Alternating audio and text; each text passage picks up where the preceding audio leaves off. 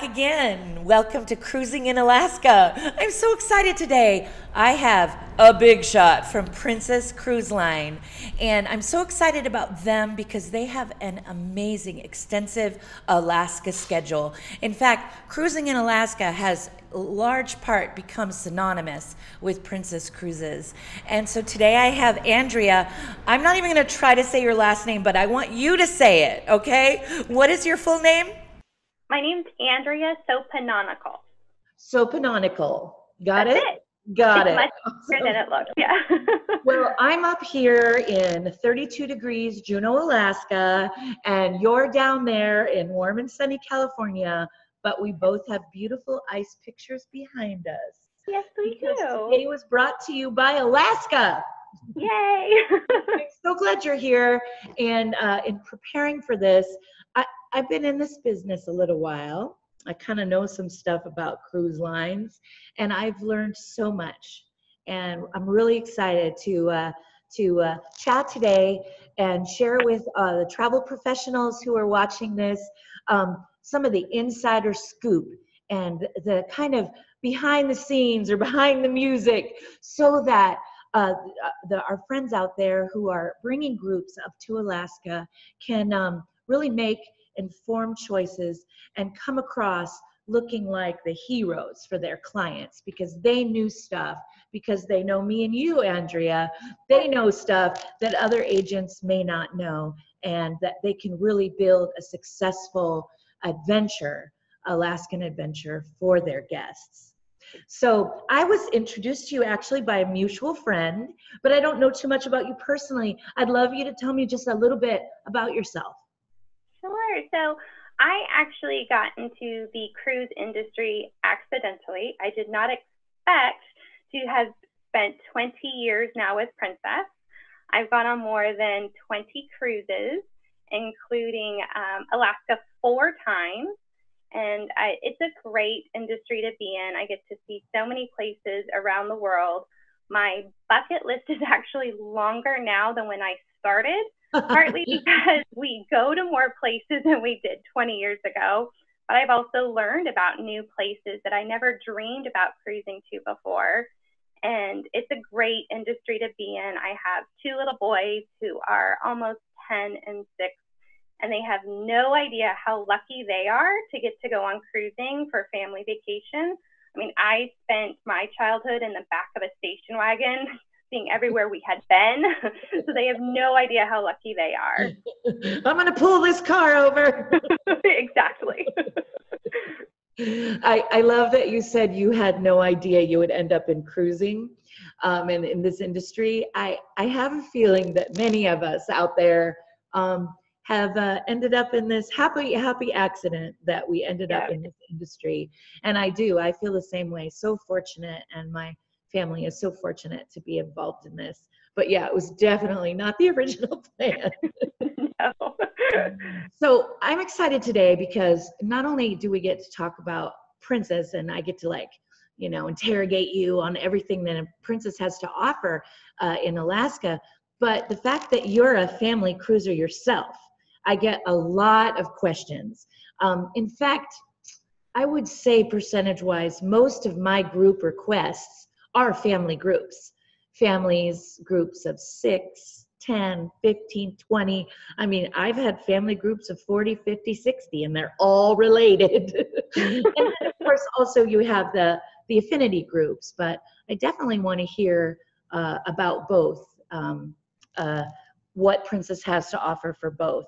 But first of all, as I mentioned early, I wanted to have somebody from Princess early on in our whole podcast idea, because I love your schedule. When I get a group request and they call me and they tell me they're coming on a Princess ship, I'm like, yes, because I know that I'm going to be able to provide a great experience for them in 2 of the main ports of call, Juneau and Skagway, because of your schedule. So I want you to tell the travel professionals watching, why are you such a good choice for groups? Right. Well, we are really the industry leader. You know, we've been sailing to Alaska. It'll be 50 years next year. So we've built, tons of relationships throughout those years. and we actually take more guests to Alaska than any other cruise line. And we have so many different ways you can see Alaska, whether it's inside passage sailings that are round trips from Seattle, Vancouver, San Francisco, and now even Los Angeles. Or we can take guests on our popular Voyage of the Glacier sailings, which are one way between Vancouver and Whittier, Alaska. They operate north and southbound. But when you do that, you actually do cruise twice as much of the Alaska Gulf Coast, and you get to see 2 glaciers on every single Voyage of the Glacier sailing, which is always Glacier Bay National Park, which is named one of the 7 cruise wonders of the world by Condé Nast Traveler, plus an additional glacier on every single Voyage of the Glacier sailing. That's perfect. I'm going to interrupt you here because I think a lot of people are familiar with the 7-day cruise package. And once again, as I think I mentioned to you earlier, when I'm at travel shows, I hear people walk past me. Of course, Alaska attracts a lot of people, but the objections I hear, when I do hear objections, are people think cruising isn't a way to see the real Alaska, or they think they're going to freeze. So I would like you to talk about those 2 objections people might have, especially in relation to your one-way cruises that go to and from Whittier. Yes, so our Voyage of the Glacier sailing is my favorite because you can turn it into what we call as a cruise tour, which is combining the 7-day cruise with 3 to 10 days on land, staying at our owned and operated lodges, which are in the best parts of Alaska. And almost every single cruise tour includes 2 of the top attractions in Alaska: Glacier Bay National Park on the cruise and Denali National Park on the land portion. So, and getting there is half the fun because we do have Direct to the Wilderness, which is an exclusive train pull on the Alaska Railway from Whittier, Alaska to the Denali area. We have our 2 properties there, our Mount McKinley Princess Wilderness Lodge and our Denali Princess Wilderness Lodge. So you spend less time transferring, more time in the wilderness. I mean, the train is a very small portion of the whole trip, but it truly is an amazing way to travel through the wilderness. I'm goofy about that train. I love it. The first time I was on it, I was just sitting there and looked out the window and I saw Denali just from the train, just sitting there. And I know how lucky I was to see that. We do get to interview somebody from the train later, so I'm excited to hear more about that. But Princess has your own train cars connected to the railroad, right? Yeah, so they're our own cars. They're all 2 stories. Everyone gets to sit on the upper level, and they have the beautiful domed windows, so you can see the wilderness, and if you're lucky, you know, Mount McKinley. And then on the lower level, we have our dining cars. So depending on which time of day you're transferring, you can have hot, you know, made-to-order breakfast or lunch. We even have outdoor observation platforms, which you can step outside and smell the clean, fresh Alaska air and just marvel at the beautiful scenery as you travel by train. Do you use this trick to tell people about Alaska? Do you know this trick? I don't. Use it because it's really important right now when we're talking about the scope of where the cruises go and then where the train goes, right? So we've got Alaska here. If we were to lay this on the lower 48, this would touch Florida and this would touch California, okay? So what we've got here, right around here is Juneau. Right around here is Seattle. Right around here is Anchorage. And right here on the coast is Whittier. So the ship will go right along here, and then you'll get the train and go to Anchorage, and then get the train and go to Denali. And then if you're really smart, you can do a continued thing to Fairbanks, right? That's right. Yes, exactly. We have lodges in Fairbanks, Denali, which I already mentioned, which is right outside of Denali National Park. And that's the jumping off point to go into the park, and you get to see the animals, whether it's bears, moose, caribou, Dall sheep, wolves. We also have our Mount McKinley Princess Wilderness Lodge, which is the only hotel property in Denali State Park It's a smaller park from the national park, but that's where you have the beautiful views of Mount McKinley, the tallest peak in North America. We have our new tree house, which was built by treehouse master Pete Nelson and featured on Animal Planet's hit TV show Treehouse Masters. Oh. So it's a really neat experience. You actually don't have to climb up a tree. It's a gentle slope that takes you into the treehouse. And here we have our Hudson Theater, which we have mountain climbers that come in and talk about what it's like to summit the tallest peak in North America. We also have beautiful observation platforms so you can feel like you're standing there amongst the top of the trees. And we do something fun called Sappy Hour, where guests get to try different birch syrups and different types of birch treats. So are you telling me this is a tree house not just for kids? No, it's definitely for people of all ages. And I think that's what makes Alaska so great, is that it does appeal to a wide range of travelers. Right. Excellent. So I learned something new today. I didn't know that you had a tree house, and I love the idea of Sappy Hour. I'll be showing up for that. That sounds like a good thing. Good. So excellent. So now, one thing we talked about groups, right? So give us a little help here. What can you do to help a travel professional prepare to bring a group to Alaska? So my number one tip is to plan early. The sooner you block group space, the more choice you're going to have for category varieties, but then you're also going to receive the most amenity points. An amenity point can be used for different value-added items such as onboard spending money, bottles of wine, photo vouchers, just to name a few. But as we get closer to departure, those amenity points decrease. So the sooner you block group space, the better.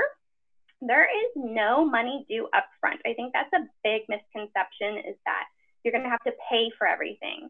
If you hold 16 or less beds, that's 8 rooms, there's no money due up front. So what happens if you don't need 16? So you can hold as low as 5 rooms, 10 beds. That's all you need to hold a group. But our group program is great because we protect passenger amenities and your pricing from booking one. So even if you only sell 1 room, there's no penalty. That guest still receives the rate they booked and whatever guest amenities you selected for them. Well, that's a big deal. So I can book up to 16 rooms, and then if I don't quite need all 16, I only need 10 or only need 5, I've still locked in the guest amenities for my people.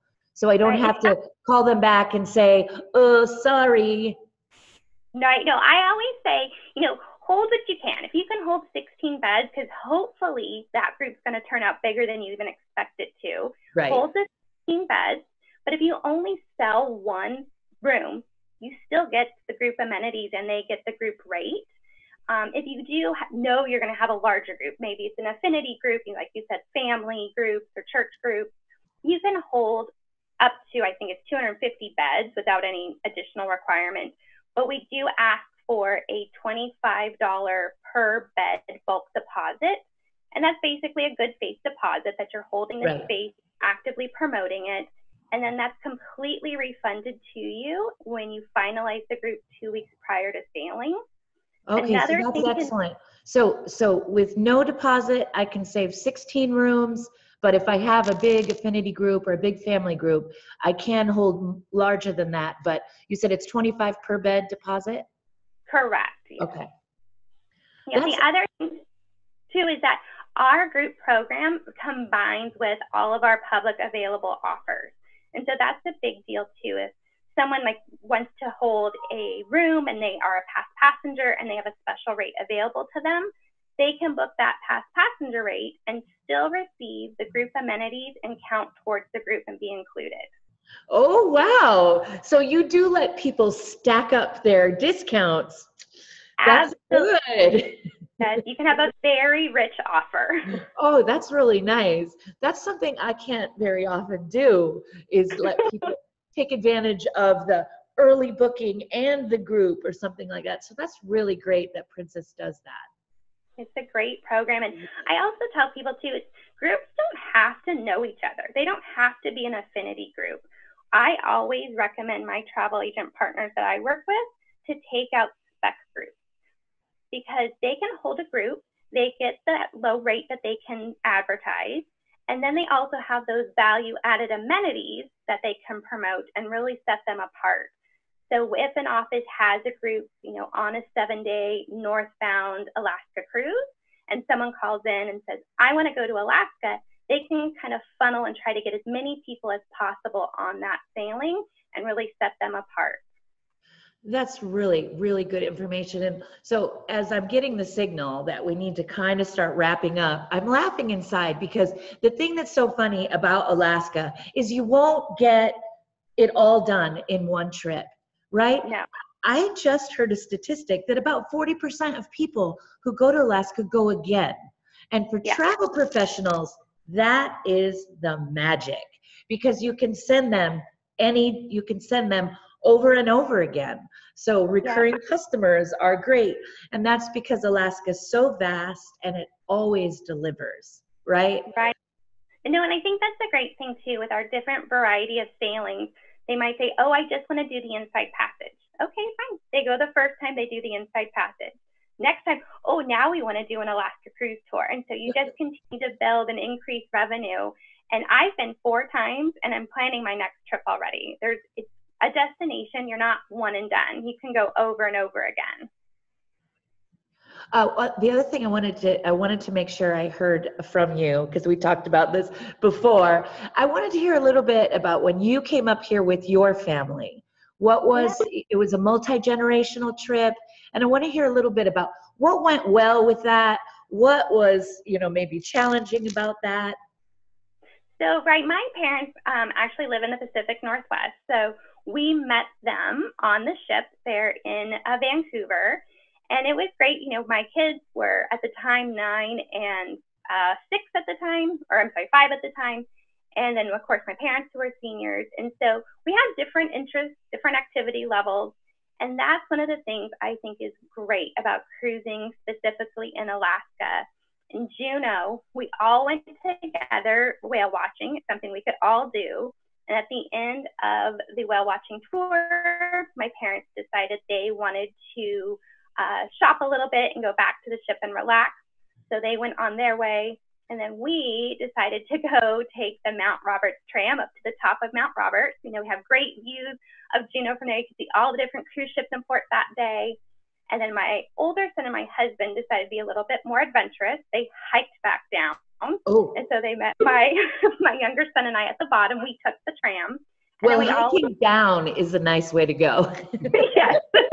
Definitely better than hiking up. But then we all went to the famous Red Dog Saloon for a little bite to eat, and before we walked right back to the ship. And that's something I think that's really important too to know is when you're in Alaska, the ship docks right there in port. You can walk off the ship and you're in the city and there's things to do. You don't have these hour-plus long transfers to get into Correction.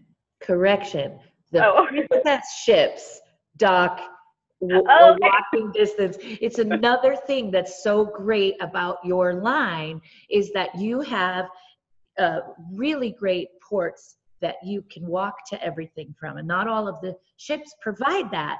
And that's something that an agent wouldn't necessarily know, but an agent who does know that provides a much better experience for your guests. Because the last thing a guest wants to do if they're in town for 8 hours is to go rent a car. Exactly. And I guess that plays into our 50 years of cruising in Alaska. We have those relationships with the ports to give us that prime location. Mm-hmm. Excellent. Okay, so we're getting close here. So I'm trying to think, what is some really good tips that you could give to agents in preparing for their groups on what to expect when you dock? Is there any heads up you can give them, or some wisdom on how to manage a whole bunch of people, something like that? Well, I will say communication is key. I think having an outlined, detailed plan that you can provide to the group when they check into the ship, saying, you know, this is our meeting place, this is the meeting time. Also, maybe having a certain color or logo or something that stands out so everybody knows you're the group leader, you're the one to contact, you know, something if they have questions about anything. But really that communication, don't just tell people, you know, we're going to be in Juneau at 10 o'clock, you know, get off the ship and we'll do something. I mean, let them know the place to meet, specific time. And like I said, a color or logo or something that makes the group leader stand out. That's super smart. I really like that. That's for sure. The other thing to know about Alaska is even though you're traveling very far from home, you're in the US. And as soon as you dock, your cell phone will work. That's true. People be afraid to turn on their phones. But once you're docked, you're home in America and you can turn on your cell phone and everything's going to be okay. You can communicate. I know, and I forgot to mention this earlier when you said one of the objections is that it's cold. It's not always cold. I mean, I tell people all the time, you know this too, dress in layers. One of the times, it was my very first trip to Alaska. I started up in Fairbanks, and it was cool up in Fairbanks. But by the time we got to Mount McKinley, we were wearing shorts and t-shirts. You know, it was so warm. So, you know, to bring layers, you never know how the weather's going to change. Yeah. And I think people are surprised when I say pack sunscreen. I mean, it does get sunny in Alaska too. Yes, that's really a good tip. So any cool news or updates you can give us from the princess world before we say goodbye? Yeah, well, I will say the most exciting thing happening for us in Alaska next year is Royal Princess. This is our largest ship that will ever sail to Alaska. And she's making her West Coast debut and Alaska debut next summer. And so we're really excited to have Royal Princess join our Alaska deployment next year. That's really good. Yeah, we here in Juneau are pretty excited about that ship. Whenever we hear a bigger ship's coming, we're like, yay, yay, yay. So how can people, what is the best way for people to contact you or to contact the group, department, agents? What do you want to tell them? We will ultimately put links on everything, but is there a phone number or an email address for agents who are booking groups? So the best thing to do would be to go to our travel agent website, which is onesourcecruises.com. If they're not familiar with groups, we have our Princess Academy, which is our award-winning training program, and there are modules specifically on groups. They could always call into reservations, which is 1-800-PRINCESS, and talk to a reservation agent or group agent. And then, of course, they can always contact their business development manager, such as myself. There's over 40 of us across the U.S. and Canada, and we're always happy to answer any questions specifically about groups and sales and marketing. Thank you so much, Andrea. You've made me excited about cruising in Alaska, and I live here. Oh, good. I hope we can welcome you on board a Princess ship someday. Oh, definitely. Thank you so much. And I'm going to say goodbye. Bye, everybody.